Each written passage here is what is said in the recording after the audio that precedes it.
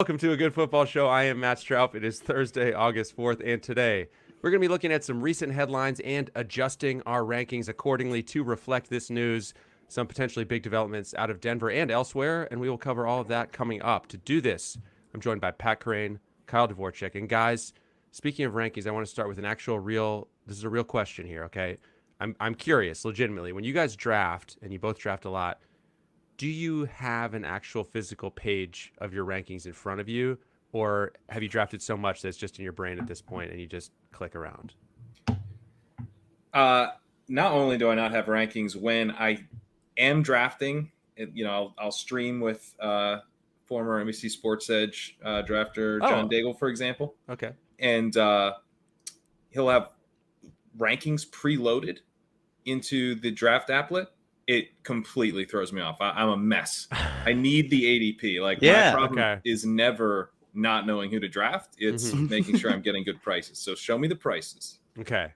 What about if anything, it kind of works in the other way where my rankings are on the site. My best ball rankings are on the site for each position. And I will draft and be like, I don't think this is what my rankings say. This is really the test, is how I make my rankings. It's just drafting. And then I just write down this is about what I did. I drafted this player before this player is still on the board. I could have taken him. I didn't. Right. So as I'm drafting, if I kind of consciously know, I look at my best ball tiers every now and then to make sure I'm not missing news, but then I'll go and do a draft and be like, I didn't do what my tiers said I did. I need to go back and change that. Cause that's really how you put, that's how you put it all together, is do you actually draft like this? So that, if anything, it works almost in the opposite direction for me.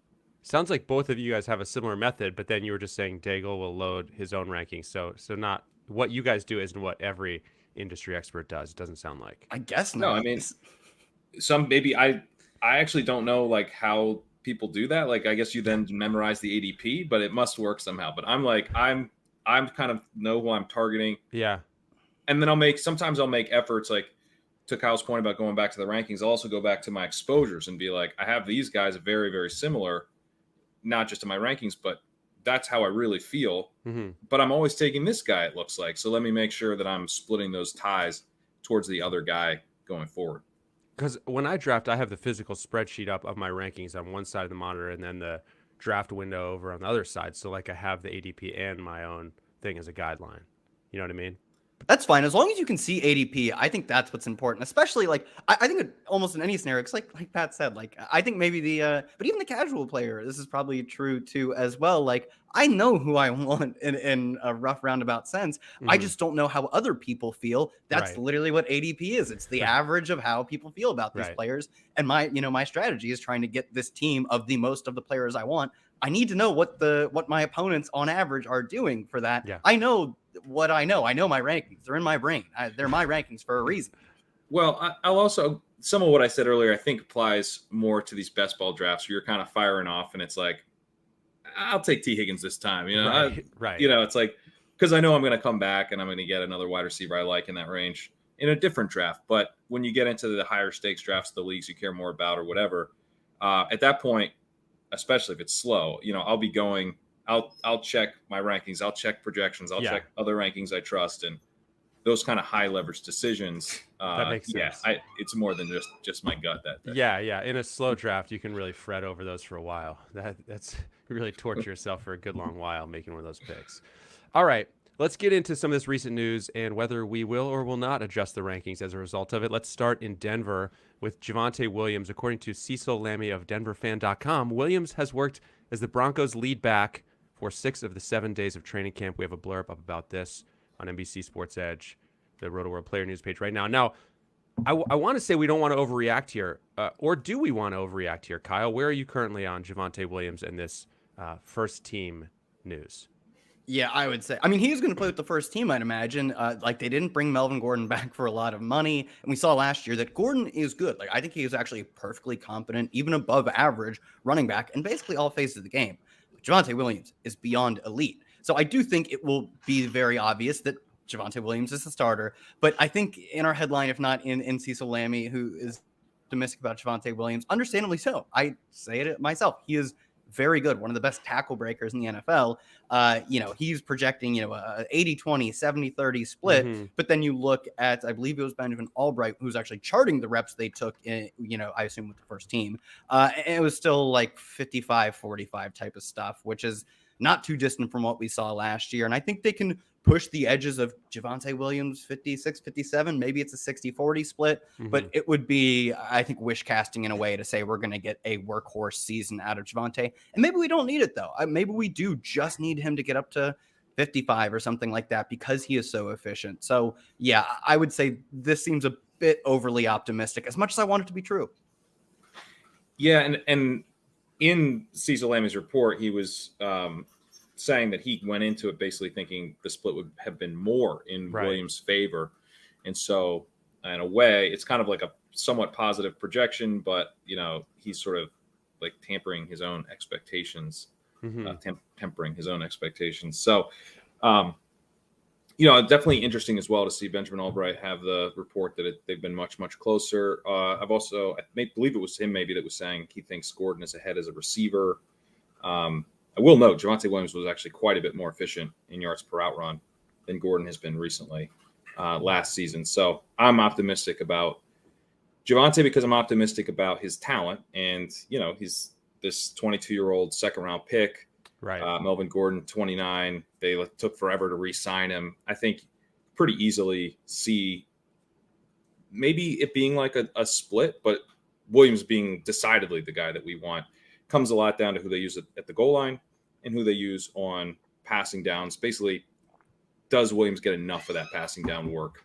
And does he get used enough at the goal line? And is this offense as good as we think it can be with Russell Wilson? So when we had James Palmer on the show earlier, he seemed pretty optimistic about Javonte Williams. Kind of just a bet on talent situation to me. Falls into the third round in some drafts. I think he's an absolute steal there. Okay, so it doesn't sound like we're really adjusting, but you guys were already high on him in the first place. Fair to say?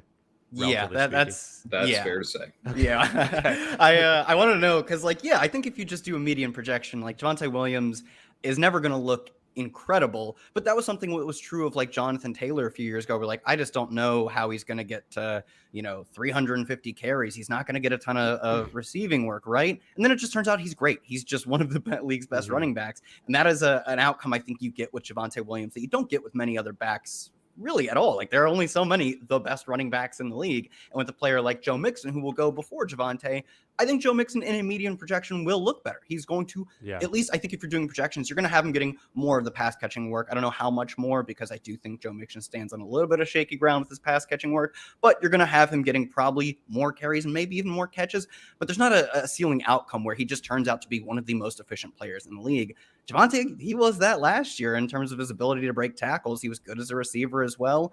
So I think the ceiling outcome for a player like Javonte is really unmatched by a lot of the players that go at that 2-3 turn. So as much as I don't think he is the most exciting just in the way things play out half the time, in that middle band of the distribution, his ceiling is something that at that 2-3 turn, I can't not chase.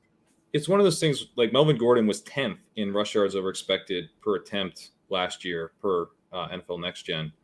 I like that metric. And to have a guy 10th, it's like Ramondre Stevenson was 9th. We're pretty excited about him, right? So he's not just going to go away. He's a pretty talented player in his own right. But Williams was 13th and he was a rookie. So it's one of those things where, if last year it was a split, they were both very good. I think there's a chance that it's just a split again. But you do also have this very good prospect who the team committed to in a big way and then was outstanding as a rookie. And they didn't really do anything except kind of half-heartedly bring the other guy back. So we're probably looking at a split. We're probably looking at a guy who's a little bit too expensive ultimately that we're going to say I was a little bit of a small miss to take him at the end of the second or the early third. But in the scenarios, to Kyle's point, where he's just that good, it's going to be a massive win. God, you just don't want to miss out on that scenario either as a fantasy manager. It's so Oh, well, I'm not missing out on it. Having drafted a lot already, we're in the streets pretty much every day. I'm not missing out on it. Yeah, yeah. All right, so over 1,200 yards with 7 touchdowns, total yards, I should say, with 7 touchdowns as a rookie for Javonte Williams, and more to come from Denver a little later on this episode. But first, we go to Pittsburgh, where I think that we have the one contract-related piece of news that we are adjusting or not adjusting based on, and that is that DeAndre Johnson and the Steelers have reportedly agreed to a 2-year extension worth upwards of $36 million. Kerrane, are we adjusting? I feel like you're already high on this guy. Am I right there? So I wonder if, I wonder if this will kind of move his ADP up a little bit, because he's been falling, and it might just be kind of an out of sight, out of mind thing with DeAndre Johnson, because he's not been practicing. He's been holding in. So yes, that's what we're calling it. All the reports out of Steelers camp, it's all been George Pickens, because Chase Claypool hasn't really been out there, and DeAndre Johnson isn't out there. So, of course it is. But now we're looking at DeAndre Johnson, hopefully, having some training camp moments of his own. I think that might kind of end his slide, at least in terms of ADP. I don't think we'll see him like falling into the 5th round as much anymore. But yeah, I mean, my concerns here are about the quarterback play. Mitch Trubisky has been like horrific from the sounds of it. You're supposed to only get hype out of these reports, and it's like, Trubisky does not look good. Well, the good news is Kenny Pickett's running with the 3rd team, so we're getting Mason Rudolph. No, seriously, like Pickett is not making any kind of attempt at the starting job, and Mason Rudolph's like the only guy who's looked okay, it seems like. So that's a pretty major concern, because there are upside scenarios where it's like, oh man, Ben Roethlisberger is actually holding this guy back. He, this aging quarterback with his arm about to fall off. Yeah, he's throwing to him all the time short, but a better quarterback is throwing to him maybe a little less often, but down the field, he's making plays. I don't know. I'm starting to get worried about those types of upside scenarios, because I've never really believed in Mitch Trubisky, and training camp is not making me believe in him more.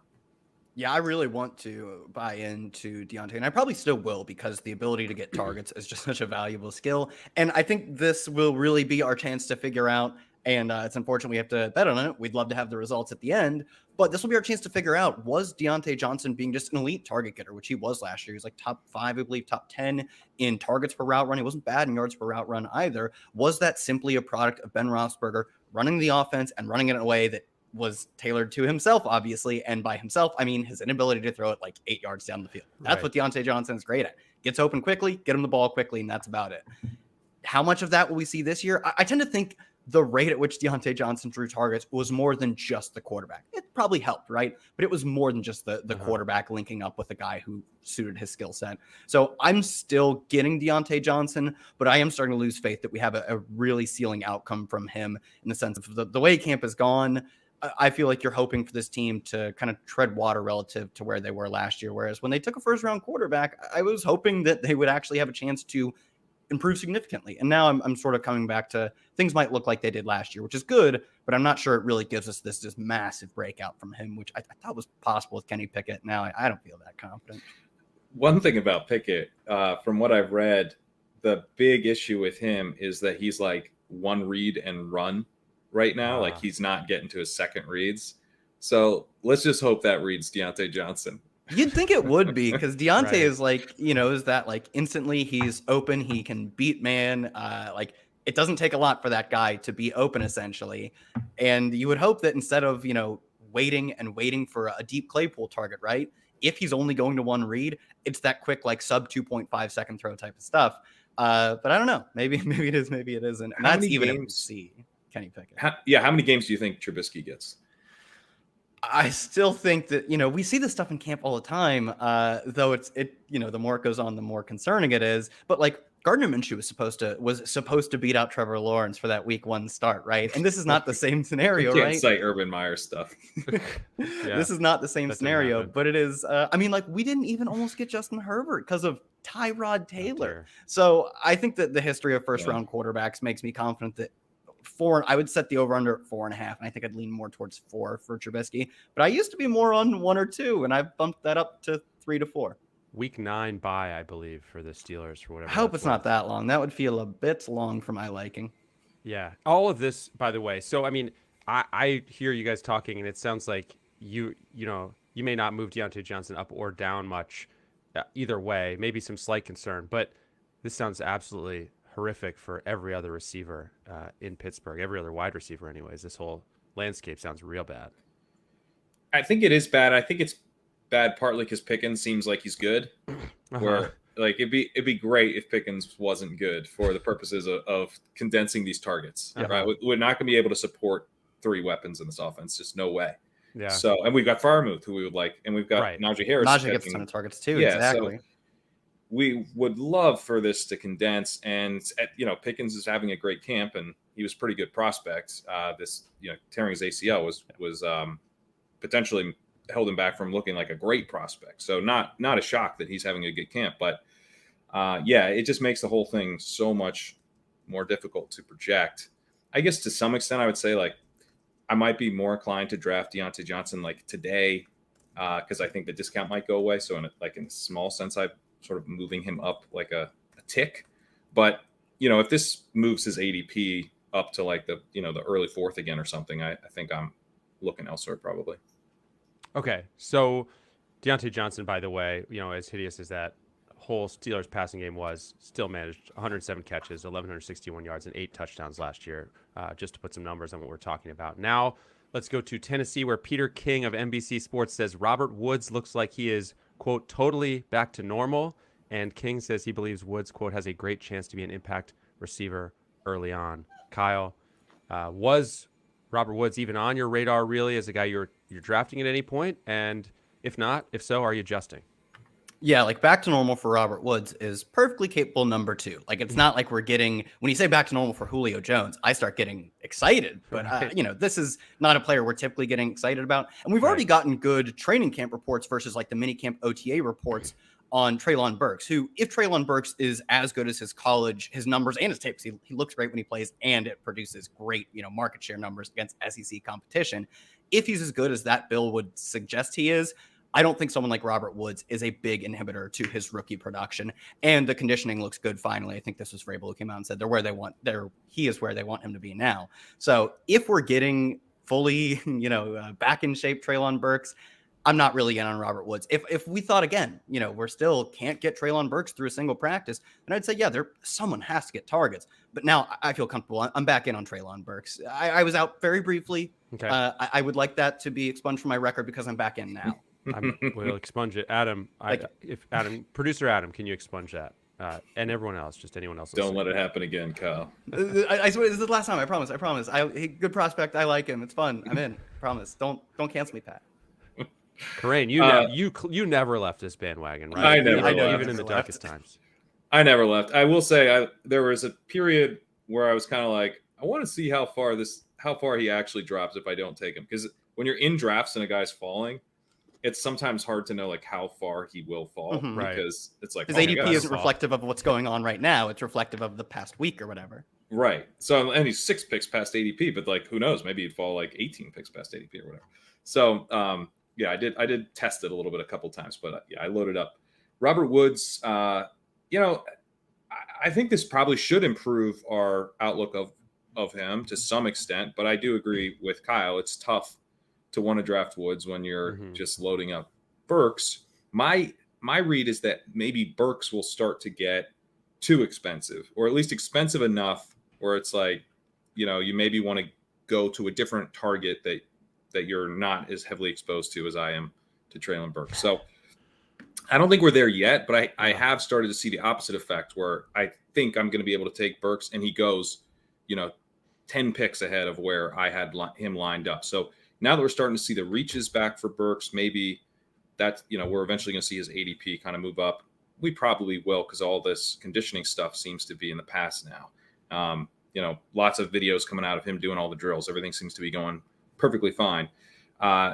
So if you can get Woods kind of where he's going now and Burks is rising up without Woods following him, I think that's pretty interesting actually, because early on we thought that Woods was not going to be really ready. And it sounds throughout all of kind of mini camp, training camp stuff that he will. So while I agree with Kyle that he's probably more of a number 2, Burks could still disappoint. Like the conditioning thing's not the only way he doesn't have a great rookie wide receiver season. Like we see all the time that guys we like who don't struggle with conditioning still struggle with actually producing. So I'm not the biggest Woods guy, but I think where he's priced definitely offers an arbitrage on Burks if Burks continues to climb.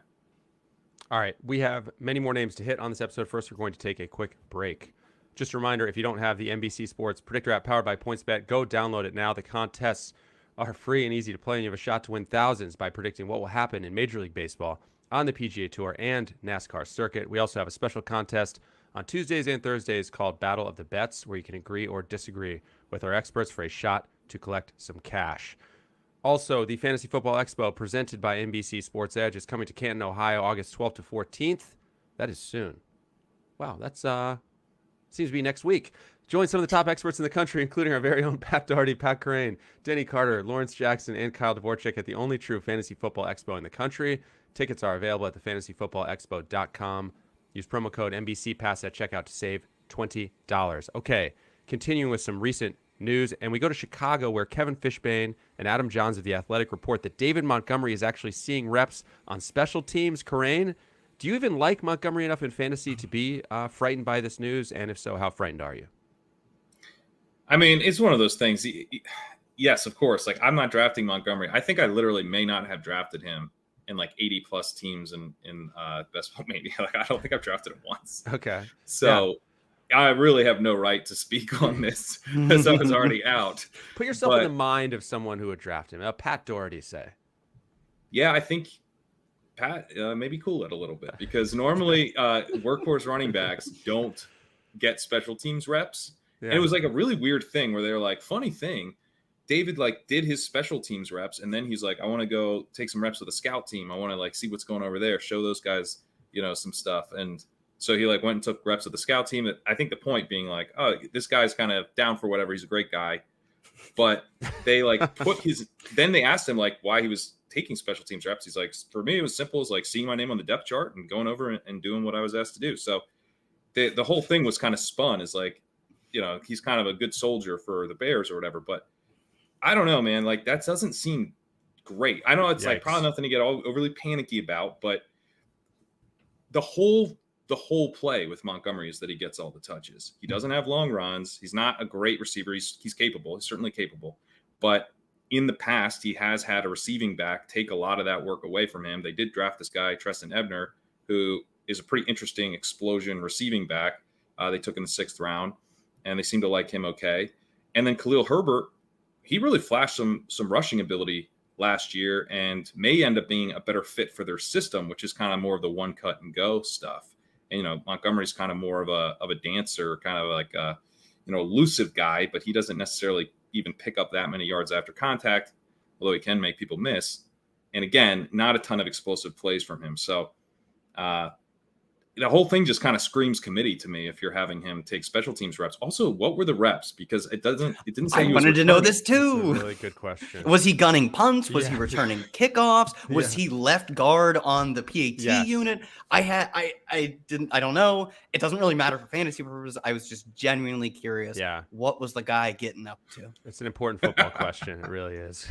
Yeah. I mean, this team is going to be bad, and they seem to be like intentionally being bad.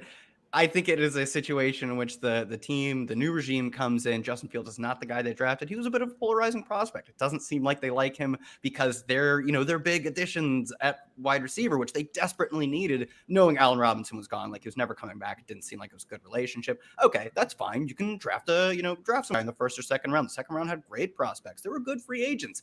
What do they have? They have N'Keal Harry and like Byron Pringle. This is just unreal what they're doing to him. Okay, well, you spent your resources on the offensive line. No, they didn't. They're even looking at trading Tevin Jenkins, who, like, I guess if he's going to be bad, which he wasn't good last year in like a few snaps, he really didn't play much last year, but camp reports are also not great for him so far. He's getting like second, third. He's been with the second team all offseason. So maybe if he was going to be bad anyways, it doesn't really matter if you trade him, but they are actively giving away pieces that could maybe help Justin Fields. And if Justin Fields goes down, the whole offense goes down, right? If he's as bad as things could potentially get, you could have 100% of the snaps and 100% of the carries from a David Montgomery perspective, and it might not even pay off. And now we're not even getting that potential of like the workhorse back on the worst team in football. If that's off the table, I was with Pat. I wasn't drafting him before. Certainly not now.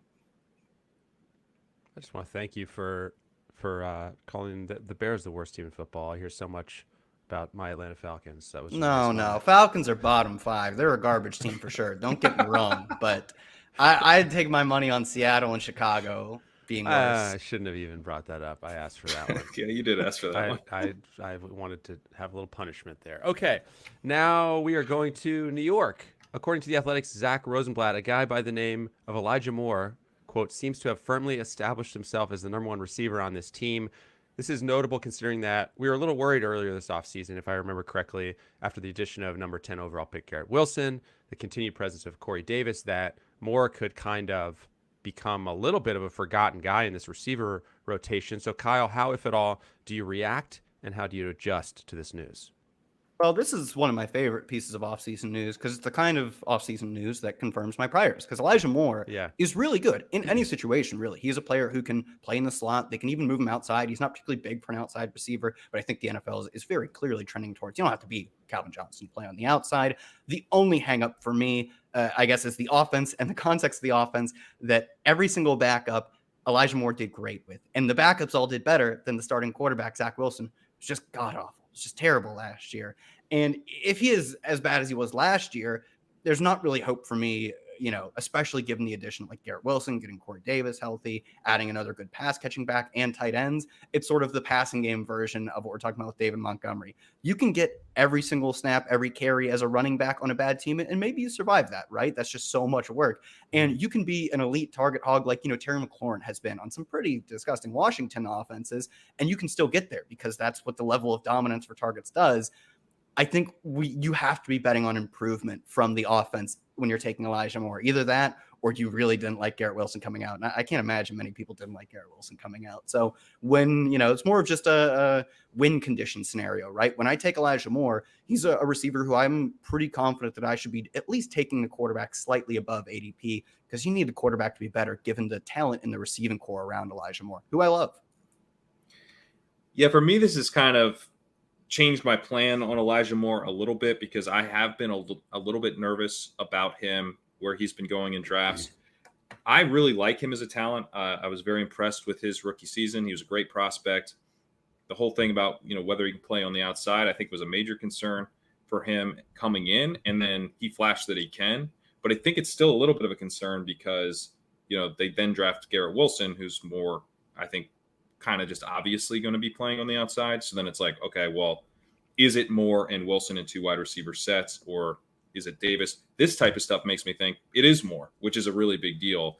But I do feel like we just can't have much go wrong here. It's a very the situation, because I don't really think Zach Wilson is going to take some massive leap forward, and he needs to take a significant leap forward to just not be bad. Mm-hmm. We really do need targets to condense, and we need routes. We need full route shares for Elijah Moore and Garrett Wilson, who I'm also drafting. But in a note about the Jeff Smith versus Denzel Mims battle, a classic battle, one that we've been monitoring for decades. A millennium. I can't believe we haven't talked about that yet on this episode.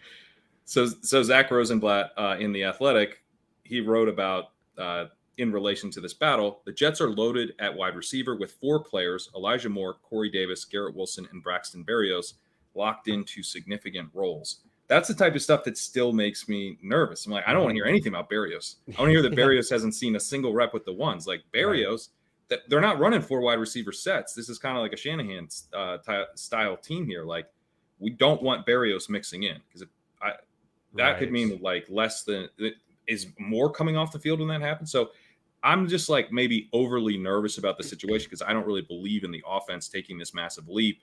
Mm-hmm. And so I do need Elijah Moore to emerge as an elite target earner who's running all the routes because he can crush even in kind of a weak offense if he's doing that. Otherwise, it could be a bit thin. So it's a start, a positive step. You're not all in yet. You're not all in yet on the situation, but it's an incremental step. Okay. Let's head back to Denver, where we learned earlier this week that wide receiver Tim Patrick tore his ACL in Tuesday's practice. Now, Kerrane, this guy had 85 targets, 700-something yards last year. How, if at all, do we adjust Cortland Sutton and Jerry Jeudy, or is it more of a KJ Hamler adjusting situation? Do we adjust any of these guys at all, or and any more than others? So we had James Palmer on, and he was talking Broncos, and he was pretty definitive that Patrick was the number 2 in the offense. Patrick was the guy going to be out there in 2 wide receiver sets, not Jerry Jeudy. So I think this is potentially a very big development for Jerry Jeudy's season. There is really no one else now who can challenge him as the number 2 wide receiver. Hamler's coming back from a serious injury and kind of profiles more as like a wide receiver 3 / deep threat specialist type. So this should unlock a lot more routes for Jerry Jeudy. I think it also removes some kind of downside scenarios for Cortland Sutton, where they're rotating a lot to make sure they get Hamler on the field, or they're playing a lot of 2 tight end sets. They have both Albert Kugbunam and Greg Dulcich, but they also like this blocking tight end a lot. So maybe they're running none of this blocking tight end. Well, they might do power sets and stuff and run out of it. Those weren't going to be targets anyways. Those power you can play action, Kyle. You can play action. No, I know it matters. It matters a little bit. I don't want it to matter at all, and I understand it matters a little bit. Yeah, but just less talented players is going to mean more condensed targets. I think it probably helps Sutton on the fringes, but it could be a really big deal for Jeudy, and it's definitely a big deal for Hamler too, because there was a question of like, how does Hamler even get on the field? And now we know how Hamler gets on the field. They might really need him. Yeah, I mean, they had like 7 or 8 guys who could be like every down players on lesser teams. When you look at having 4 receivers, Hamler would be a good 3rd receiver for a lot of mid-tier teams. The top guys were all really good top 3, 2 good running backs, at least 2 good tight ends, a random blocking tight end I don't want to talk about. Like this, like Pat said, cutting away, unfortunately, like it happens, cutting away a talented player, which Patrick was, and the team valued him a lot. Right. That is really going to like lock in someone like Jerry Jeudy, who, as Kerrane said, like, I was all in on Jerry Jeudy throughout. I never really wavered, but I did get a little bit nervous whenever there was pretty strong reporting that like he was going to be a heavily used 3rd receiver, which is not what you want from a player going as high as he is. It's not how we're going to get this massive breakout season from him if he's coming off the field, especially if they bring him off in the red zone, maybe to play some of those power looks in the red zone specifically. That seems like it is entirely off the table. I don't see really a scenario in which they're like using 2 tight end as a base, or even more than like 20 some odd % when you have such a talented top duo of receivers. So this makes me feel a lot better about Jerry Jeudy. Doesn't, I think like Pat said, it affects Cortland Sutton on the fringes, but Sutton was the player we were confident they really weren't going to take him off the field. He does have that every down kind of profile. Now I'm pretty much, I'm going all in on Jeudy if I wasn't already. Very clear adjustment there. We're moving Jeudy up. Judy's moving up. Big adjustment. Up. Hamler's moving up. Yeah, Hamler. Where are you taking Hamler now? I think I took him at I have him at like my a wide receiver 5. Yeah, at least a wide receiver 5. Yeah. I took him the other day. I think I took him the 15th. I got him there recently too. Yeah. Yeah, that felt fine. I don't know. I probably have to move up to like the 12th before I really started to think about it. Yeah, and even then, like I know there's like a strategy in like best ball tournaments where if someone rises so much, you're just going to be competing. If you're taking them after they rise, you're just competing against teams that are better versions of Hamler teams. But I really think the difference between Hamler in the 19th or 18th round, like the last pick in drafts where he was, months ago or whatever, and jumping to the 14th or 15th, like the difference between those two teams, like after the 12th round, picks really start to blend together in their value. Like it's a steep curve, right? The early picks, the differences matter a lot. The difference between, pick 147 and 189. It sounds like a lot of picks. I really don't think there's a difference. So I'm still taking him even in, tournament style. And he's a player who could very easily like go overlooked in home leagues because he was, was pretty obviously going to be kind of the odd man out. Now I don't see how he doesn't get his skill set, which matches up with Russ utilized at least to some extent. Yeah, maybe the 13th would be kind of where I'd start to go, this is a little price, but I totally agree. 14th, I'm taking. Yeah. All right, we have a couple more headlines / training camp developments to hit. First, we're going to take one more quick break.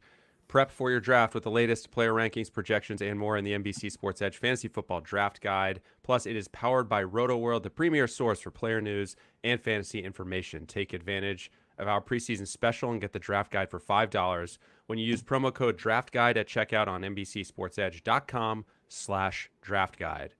All right, fellas, now we will head to LA, where there was a quote in The Athletic over the weekend that Sean McVay said, quote, "I look at it as we've got 2 starting backs in reference apparently to Cam Akers and Darrell Henderson. Kyle, will you or won't you adjust for this news? I'm leaning towards not adjusting because in the worst case scenario with those two backs, like last year, we saw they were like, yeah, it's just give Akers all the work at the very end of the season. That finally flipped in the Super Bowl. And maybe that's what he's referring to. But that was kind of what I was baking in anyway, a 20 or 30% snap share, most of it being on passing downs for Darrell Henderson. Like coaches can say things like this, but then even when Cam Akers just clearly, I mean, maybe there are, mitigating factors, but it didn't really seem like he should have been back on the field yet based on his gross inefficiency when he is a good back. I don't think that's representative of what he would be at full strength. It's very clear that they shouldn't be giving him all the between the tackles work, and they did that anyway. So those actions speak louder than his words to me. But I was giving, Darrell Henderson some credit for clearly being the guy they went to on passing downs in the Super Bowl. They finally made that decision that at least in that role, it's a player that we want to bring in over Cam Akers. So this maybe solidifies that opinion that, yeah, we're not going to see every single snap from Cam Akers. And it might come, unfortunately for Cam Akers drafters, which I'm not one of, it might come from high value, which is receiving work, which he can do. But if they're going to give that to Henderson, it's off the table for him. So it kind of more solidifies what I think we saw at literally one game. But it seems like his words at least tell us that may be the move for the team going forward. I wouldn't say they're going to split the backfield 50-50, though. Two starting backs is a little bit puffy from McVay. Not only that, but this is a guy who has signaled, I think, that he wants a lead back. They moved actually away from Henderson to Sony Michel down the stretch last year. They've kind of had Cam Akers at the end of his rookie year in a clear-cut workhorse role. They had Cam Akers coming off an Achilles rupture in a clear-cut workhorse role right when he got back. Yeah, so 5 months or whatever. Yeah. Yeah, so I think it's kind of total BS from McVay. But I also think maybe it's like if you weren't drafting Henderson, maybe check in and just review the case for Henderson, because Henderson is my third highest owned running back. I'm drafting him a ton. So while I think it's BS, I also think the case for Henderson has and remains very, very strong. So I guess it's kind of maybe a wake up call if you're not drafting these guys. He's going after Dameon Pierce and stuff. It's going after Alexander Madison. He's kind of the last of these handcuff type backs, going well behind Isaiah Spiller. I think he's there's really no reason for there to be a big gap between him and Spiller in my mind. So he is behind a starter who we're not sure is ever going to regain the form that he flashed. I hope he does, but we don't know that. And we know that they have leaned on Darrell Henderson in the past, and Darrell Henderson's pretty good. He's way too cheap. So it does serve as a reminder of that. Yeah, I have where would you take Henderson among the just super contingent value guys? I would take Tony Pollard ahead of him. Everyone is taking Tony Pollard ahead of him. And everyone's taking Tony Pollard, unfortunately. We need to spread some misinformation around Tony Pollard because every offseason it's just good news. Yeah. And that's because he's good. But he's it makes playing special teams, Kyle. He's left he's playing special teams, everyone. How could you draft him? He's playing special teams. That's I have misinformation. He's clearly the best of the handcuffy types. Alexander Madison, I think, is almost a close second. He just gets so much work. And after that, I think it's pretty much you could make an argument for Darrell Henderson there. And he doesn't go in any way close to the other really exciting backup types. I have Rachaad White number 2 probably of that list. Number 2? Yeah, I definitely think he has more contingent value than Madison. I don't agree with this, sir. I mean, it's a new coaching staff with Madison, and he's fine. He's not that great. He's just got all the work before. So I'm worried, given that they drafted Ty Chandler, and it's a new GM as well, that we might not see the same total workhorse role for Madison if Cook were to miss time.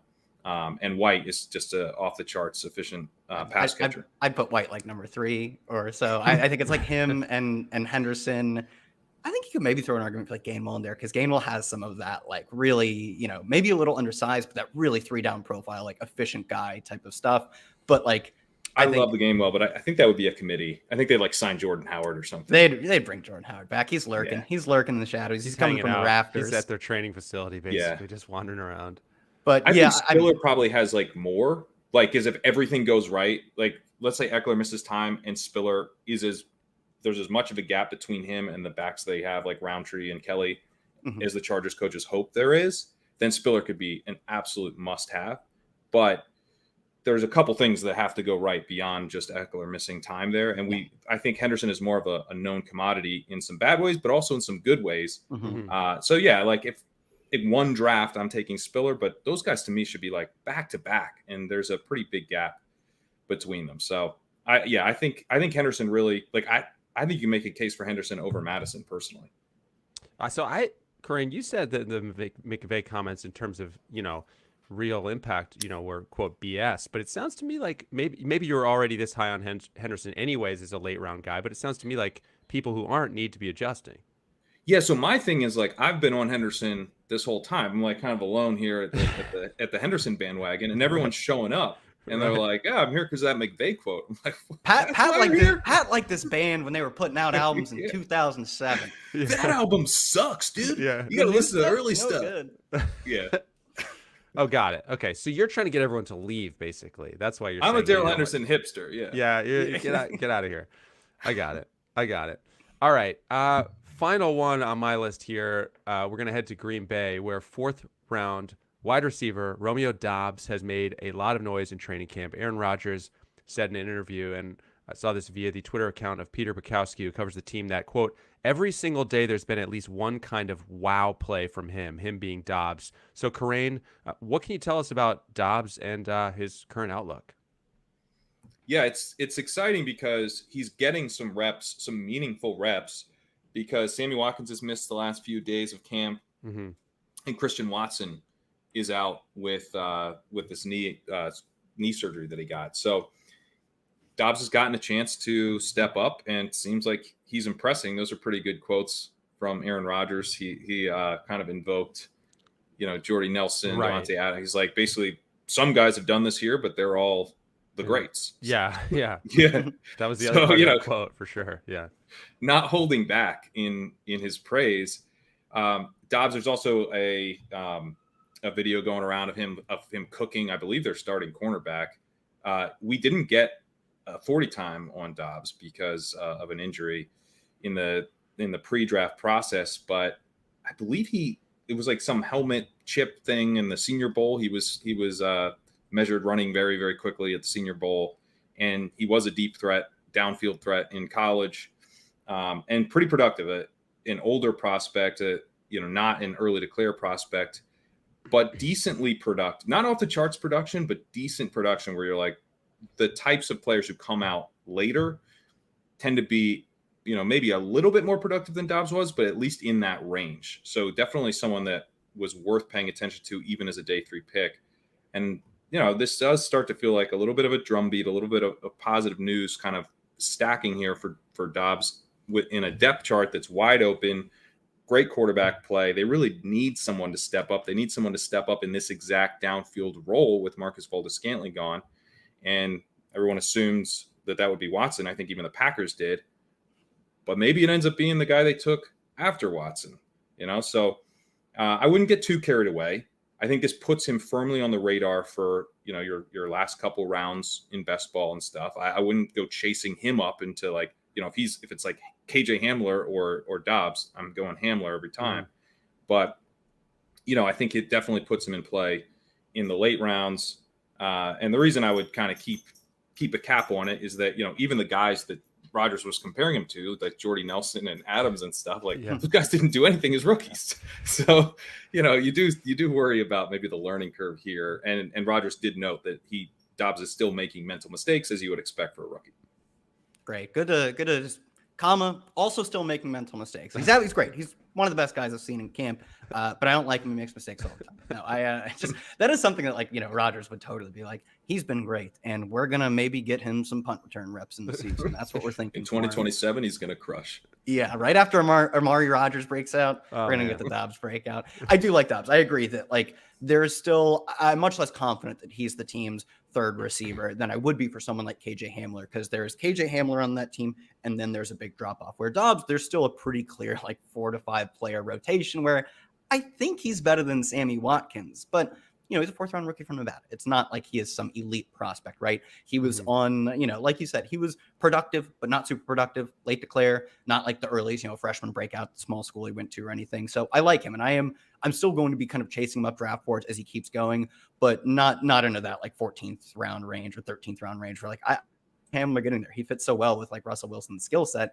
He was good in college and at a bigger school, Penn State, that it makes sense for Hamler to really rocket up draft boards. Whereas Dobbs, this is a positive indicator, but we do need to see more. Like he goes out and plays like only the first team reps in preseason or whatever they do. Then I'll start to feel more and more confident that he really has separated himself as like a top 2 to 3 receiver on the team. But right now, as much as it pains me, I still have Alan Lazard leading the team in targets, and then Randall Cobb is the number 2 receiver, which feels it doesn't feel good, but it is sort of like Occam's razor. It is probably what's most likely to happen. There is also just this thing of like, we've seen kind of day 3 guys have these really strong camps, earn roles, and then it turns out they're Tajay Sharp. Like it just doesn't go anywhere. And so there's part of me, maybe I need to think bigger and dream bigger here with Dobbs. But, I just think it's important to keep in mind the ADP with a day 3 rookie. You just scared me off right there. That's all you had to say, Kerrane. That did it. Guys, that's the end of my list. Is there any work on the site on NBC Sports Edge that either of you want to mention before we get out of here? I've been working on a best ball article for the last, weeks and weeks. And best ball? No. Yeah. I've got it to the point where I am going to be publishing it next week. So look out for that on NBC Sports Edge. Yeah, I don't know if you've heard about best ball, but I have some best ball stuff going up. I actually just reran all of my tiers for all positions because pretty big stuff, pretty big news coming down in this first week of training camp. And by the time you're listening to this, I assume I will have the first of like a 3 or 4 part series, a what if series, just trying to find upside scenarios or downside scenarios that aren't going to be captured in the median projection. But if you tweak the numbers, you have to tweak them. But like you can find a really exciting scenario for someone like Clyde Hilaire or like Daniel Jones. I love the Giants. So I think that'll be the focus of the first one, is trying to find, really what's the upside of a team for the Giants. They could be run like the Bills. They won't be as good as the Bills, but they could at least be run like the Bills were last year. And that's upside we got to chase. All right, that's going to do it for us. Don't forget to subscribe to the show on Apple Podcasts, on Spotify, wherever you listen. Take a minute to rate and review us as well. I want to say thanks to everyone for listening and watching live with us on this episode. Kerrane, Kyle, thanks to both of you guys. We'll see you next week.